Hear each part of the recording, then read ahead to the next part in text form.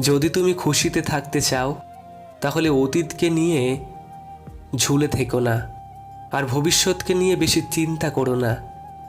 শুধু বর্তমানকে ভালোবাসো। যা চেয়েছি সেটা পাইনি, কিন্তু সেটাই পেয়েছি যেটা প্রয়োজন ছিল। আর এই কথাটা একদম ঠিক।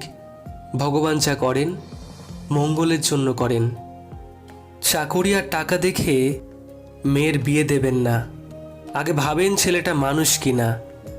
কারণ ভাত কাপড়ের জন্য মেয়েরা মরে না, মরে অমানুষের অত্যাচারে। প্রত্যেকের জীবন আলাদা, প্রত্যেকের লড়াই আলাদা, প্রত্যেকের স্বভাব আলাদা। তাই সবার কাছে একই মানসিকতা আশা করাটাই ভুল।